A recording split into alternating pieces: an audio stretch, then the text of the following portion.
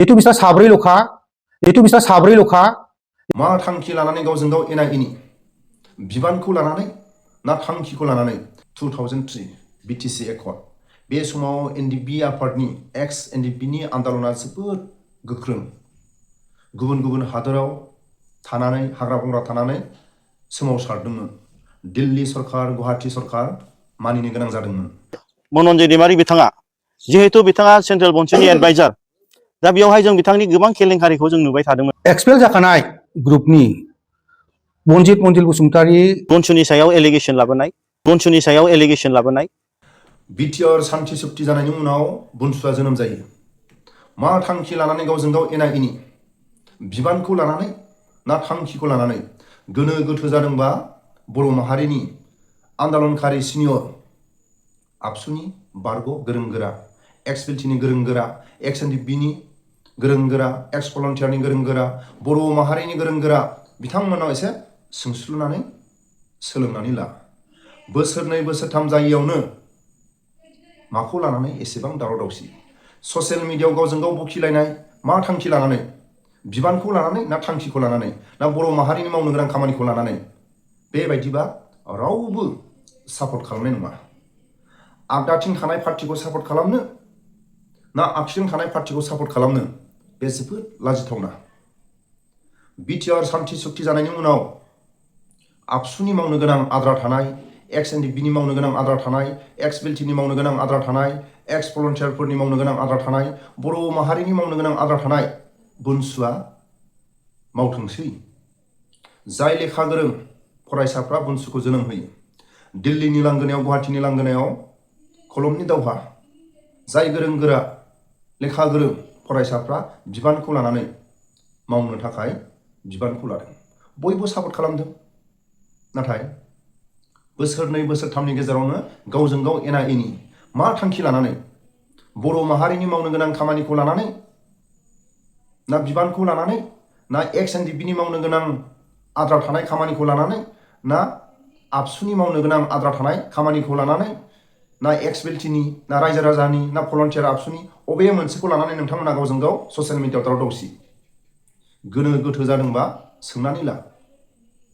बारग' आबसुनि गोरों गोरा दं एक्स बिटिनि गोरों गोरा दं एक्स एनडिपिनि गोरों गोरा बर' माहारिनि गेजेराव गोरों गोरा एक्स भलन्टियारनि गेजेराव गोरों गोरा दं बिथांमोनाव सोंनानै ला। खलमनि दावहा नाङोबा दिल्लीनि लांगोनायाव सोमावसारनो थाखाय गुवाहाटीनि लांगोनायाव सोमावसारनो थाखाय बेबायदि बिबानखौ लादोंबा खलमनि दावहाया ओरैनो नङा। मोनफ्रोमबो इन्डियानि आयेन कानुन बर'नि जारिमिनफोरखौ मोनफ्रोमबो इन्डियानि दफाफोरखौ रोंनाय जानांगोन। फिसा फिसा गावजों गाव ससियेल मिडियायाव दावराव दावसि जायोबा रावबो बर' माहारिनि गेजेराव नोंथांमोनखौ सापर्ट खालामनाय नङा। फंसे बाथ्राखौ खोनासं आंनि बुंनाया गोरोन्थि जानो हागौ जाहाथे आंनि बुंनाय आंनि फोरमायनायाव गोरोन्थि जायोबा आंनि निमाहा बियो। जेब्ला एक्स बिल्टि 2003 बिल्टिनि एकर्ड बे समाव एनडिपिनि दावहाया जोबोद गोख्रों भारत सरकार आसाम सरकारा एक्स एनडिपिफोरखौ जोबोद हांख्रायदोंमोन। बै समाव एक्स एनडिपिनि थांखि बिथांखि आरो आन्दलना जोबोद स्ट्रंमोन। बे समाव बर'फोरनि गेजेराव एक्स बिल्टिफोरा भारत सरकारजों आसाम सरकारजों सावरायदोंमोन 2003 आव। बे समाव बिटिसि एकर्डआ माब्रै जाना फैनाय हयथ' स्ट्रं एक्स एनडिपिफोरनि सोमावसारनाया स्ट्रं नङाबा बा एक्स एनडिपिया हाग्रा बंग्रा थानानै आन्दलन खालायामोनब्ला हयथ' बिल्टिफोरजों बिटिसि एकर्डआव बेबायदि माखासे गोख्रों गोख्रों एकर्डखौ खालायनाय नङामोन खोमा। जोबथारनायाव फंसे बाथ्राखौ आं निमाहा बियो 2003 बिटिसि एकर्ड बे समाव एनडिपि आफादनि एक्स एनडिपिनि आन्दलना जोबोद गोख्रों गुबुन गुबुन हादोराव थानानै हाग्रा बंग्रा थानानै सोमावसारदोंमोन दिल्ली सरकार गुवाहाटी सरकार मानिनो गोनां जादोंमोन। बे समाव एक्स बिल्टिनि बिटिसि एकर्डआ 2003 आव खालामनो गोनां जादों। मानो खालामनो गोनां जादों? बै समाव एनडिपि आफादनि आन्दलना जोबोद स्ट्रंमोन। एक्स बिल्टिफोरनि एकर्डआ जोबोद गनायथाव खालामनो गोनां जादों दिल्ली सरकार गुवाहाटी सरकारा हयथ' एक्सएनडिपिनि आन्दलना स्ट्रं नङामोनब्ला हयथ' बिटिसि एकर्डआव माखासे दफाखौ होनाय नङामोन। दा बेफोरखौ नाहरोबा बुनसुआ राजनितिक हान्जायाव थानाय बर' एमएलए बर' एमपिआ मालाबा समाव अबेबा फरायसाफोरनि बर' मिडियामनि बर'फोरनि जौगानाय ट्राइबेलफोरनि जौगानायखौ राजनितिक हान्जायाव थानानै अबेबा खामानिखौ आसि थुनानै मालाबा समाव बुंनो हायाबो जानो हागौ। जाहाथे प्रेसार माखासे फरायसा आफादा दिल्ली सरकारखौ गुवाहाटी सरकारखौ आसि थुनानै बुंनो हानाय अधिकार थायो। जा बुंनो हायो फरायसा आफादा बुंनो हायो। दा बिनि थाखायनो बयबो बुनसुखौ आसा खालामदोंमोन एक्सएनडिपिनि मावनो गोनां आद्रा थानाय मोनफ्रोमबो बर' माहारिनि मावनो आद्रा थानाय आबसुनि मावनो गोनां आद्रा थानाय बर' माहारिनि गेजेराव साननाय दंमोन बिटिआर सान्थि सुक्तिनि उनाव आबसुआ आरो आन्दलन खालामफिननो हानाय नंला बेबायदि साननानै बुनसुखौ सापर्ट खालामदोंमोन। दिनैसिमबो मरेल सापर्ट दं। नाथाय नोंथांमोना आगदा आगखि जालायनानै रायजो राजाफ्रा सिनियर आन्दलनकारिफ्रा आगदाथिं थानायखौ सापर्ट खालामनो ना आगखिथिं थानायखौ सापर्ट खालामनो एसे साननानै नाय। नैबे प्रेस मिटनि गेजेरजों आं बेखौनो बयनिसिमबो मिथिहोनो लुबैदों दि दिनै बर' माहारि फरायसा आफाद आरो जोंनि मानगोनां बड'लेण्ड जनजाति सुरक्षा मन्चनि वार्किं प्रेसिडेन्ट सार डक्टर रिकेट नार्जारि आरो जोंहा दिनै अल बिटिएनि गावबुरा एस'सिएसननि मानगोनां गाहाय नेहाथारि बिरां मुसाहारि सार आरो बेजों लोगोसे जोंहा दिनै अल बड' सिनियर सिटिजेन फरामनि सारमोन आरो एक्स भलन्टियार फर्सनि सारमोन आरो जोंना एसएनडिपिनि आदामोन आरो जोंनि बनसुनि दैदेनगिरि बिथांमोन जयैनो जोंनि मानगोनां जोंहा गथालेण्डनि सेपारेट स्टेट कोअर्डिनेशन कमिटिनि चिफ कनभेनार जोंनि मानगोनां सन्जय तुलुं आदा बिथाङा दिनै सफैनो हादों आरो बेनि गेजेराव जोङो फैबाय थानाय समाव जितु गथालेण्ड आरो बड'लेण्डनि समयसानि सायाव जों गुवारैनो सावरायनाय जादों। दा बेनि गेजेरावहाय जोंहा जितु गथालेण्डआ अलरेडि रिसेन्टलि बिथांमोनहा एक्ट'लेक्टुर मोनबाय आरो बिथांमोनहा जितु आलादा रायजोनि थाखाय प्रसेसआव दङ अन प्रसेस। दा बिथांमोना जोंजों फैनानै गुवारै सावरायफैदों जिहेतु जोंनि स्ट्रेटेजिकेलि गथालेण्ड आरो बड'लेण्डआ जोंहा खाथि आरो बिथांमोननोबो सापर्ट नांगौ आरो बिथांमोनाबो बड'लेण्डखौ सापर्ट होनो थाखाय बिथांमोना दिनै जोंनि गेजेराव सफैदों आरो फैबाय थानाय समाव जों जयैनो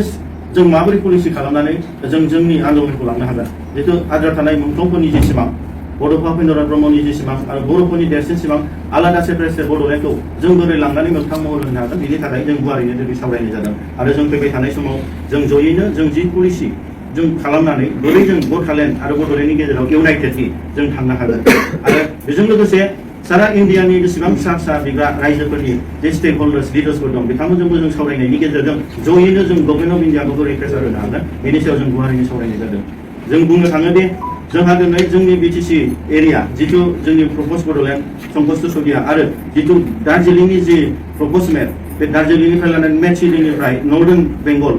पार्ट डुवार्स एरिया जोंनि संकष्टसिम बिथांमोना सफैयो आरो बिनि गेजेरावनो गोबां जोंनि मेच बर' मानसिफोर ट्राइबेलफ्राबो गोग्लैखायो गथे बे बिथांमोननि जि एरियाया जोंनि प्रप'ज बड'लेण्डजों गोग्लैया हिसाबै नाथाय जोंनिनो मंगलियान फोलेरनि बिथांमोननि जि मोनसे माबायावहाय आलादा रायजो मोनोबा जाहाथे जोंनि मेच बर'फ्राबो मोजां मोनसे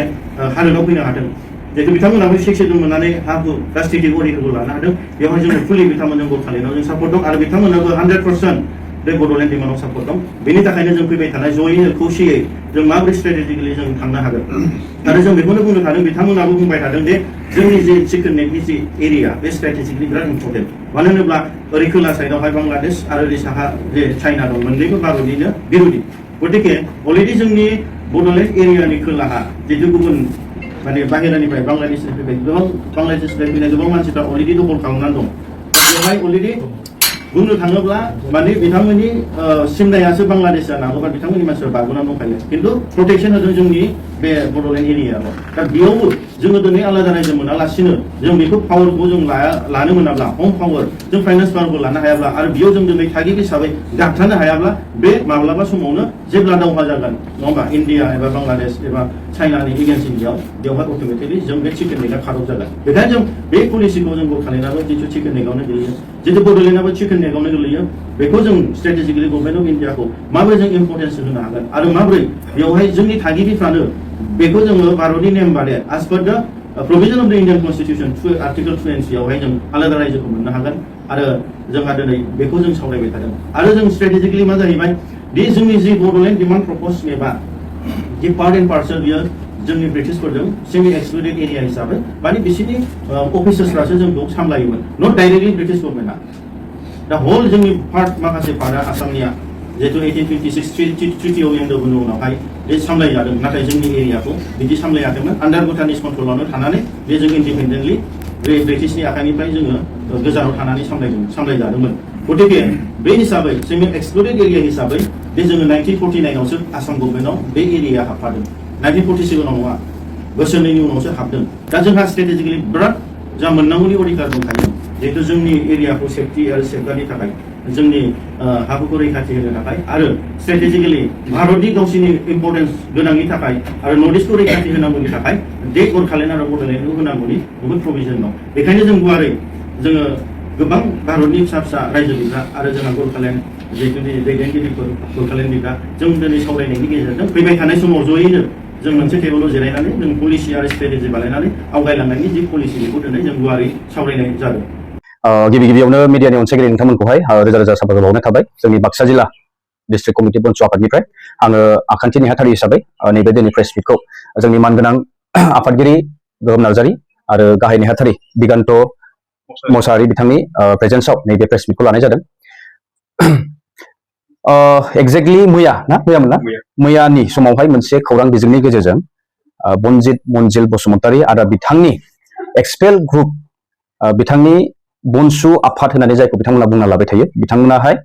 इरागदाव वारि बिथाङा मोनसे प्रेस बाइट मिडिया बाइट हरदोंमोन बेवहाय बिथाङा जोंनि फारसे माखासे एलिगेसन लाबोदोंमोन मानि थाखाय आङो मोनसे मिडियानि गेजेरजों इउटुब चेनेलनि गेजेरजों आरो फेसबुक पेजनि गेजेरजों मोनसे क्लिप्स फोसावनाय जादोंमोन बेयो मोनसे टिट फर टेट होननानै आङो सानो बिथांमोननि जाबायदि बुंनाय नैबेनि फारसे आङो काउन्टार मोनसे बाइटखौ हरनाय जादों दा खोथाया बेनो स्पस्ट बेवहाय आङो सिन्डिकेट होनना बाथ्राखौ मेनसन खालामदोंमोन मानि थाखाय आं बेखौ फारि नोंथांमोनहाय फोरमायलांगोन दा गिबि गिबियावनो जों बुंनो लुबैयो जोङो बिथाङा बुंबावदों जे जोङो बनसुनि खुनु सोद्रोमा नङा बा जोंहा बनसुआवहाय खुनु दिनैसिम एख' अबदान गैया होनना बिथाङा बुंदों बे खोथाखौ लानानै आं स्पस्ट खालामनो लुबैयो 2022 सेप्तेम्बर दाननि समावहाय जोङो सुबुनखाता खोन्दो हिसाबै आंनो निजे गाहाय आफादगिरि हिसाबै आङो अथ टेकिं लानानैहाय आफादखौ सालायबोबाय थादोंमोन खोन्दो हिसाबै फर्मेलि जोङो थाङै थाङै दिनै आङो बाक्सा जिल्ला बनसुनि आखान्थि नेहाथारि हिसाबैहाय बिबानखौहाय लानानै सोलिबोगासिनो दं आरो मावबोगासिनो दं खामानिफोरखौहाय नाथाय हरखाबै दाख्लै जोङो मोनसे प्लान्टेसन ड्राइभ लानायनि समाव बे दिनखालिनो आङो मोनसे बाइट हरनायनि उनाव बिथाङा नैबे मैयानि गेजेराव बिथांमोना बे मिडियानि गेजेरजों बेखौ फोसावहरदों दा बुंनो गोनाङा बेनो बिथांमोनासो मोनसे एक्सपेल ग्रुपनि पार्टि आरो जोंखौसो उल्थायै दिनै एक्सपेल ग्रुप होननानैहाय दिनैनि नङा बेयो बहुत सिगांनिफ्रायनो बिथांमोना जोंखौहाय बेफोरबायदि एलिगेसनखौ लाबोबाय थादों नाथाय जोङो सानदोंमोन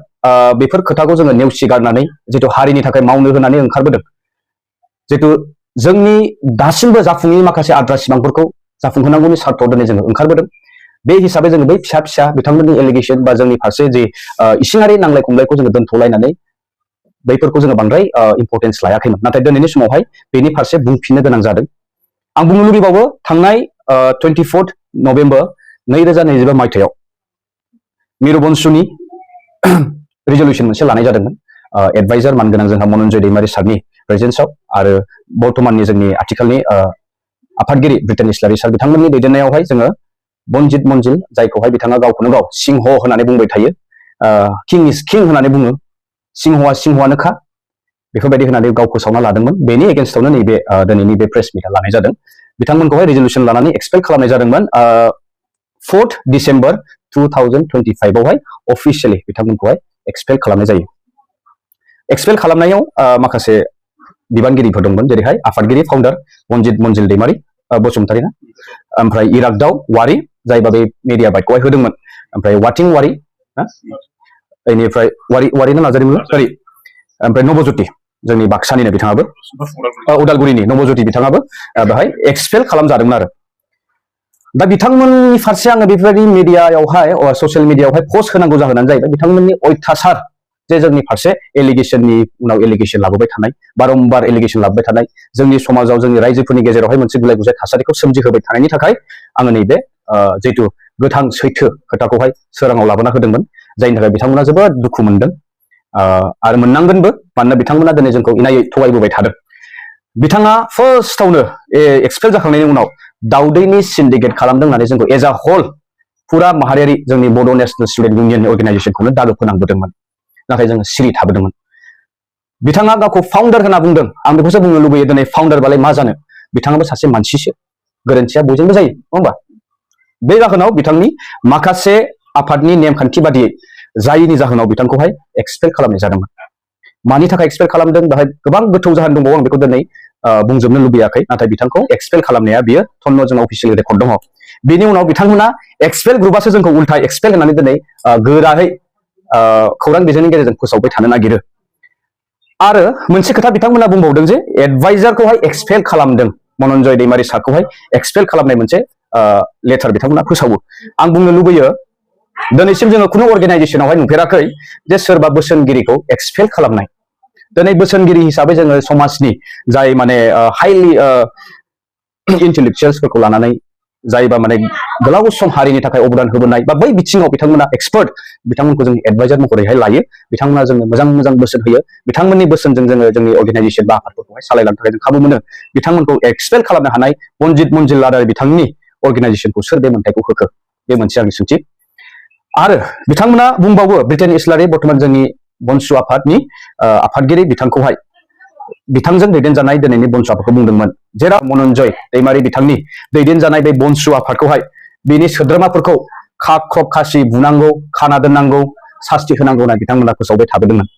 बेयो दिनै नोंथांमोना नायनो हागोन, गोबांथार निउस मिडिया पर्टेलफोरावहाय बेनि थन्न थन्न रेकर्डफोरा दिनै रेकर्ड जानानै दङ।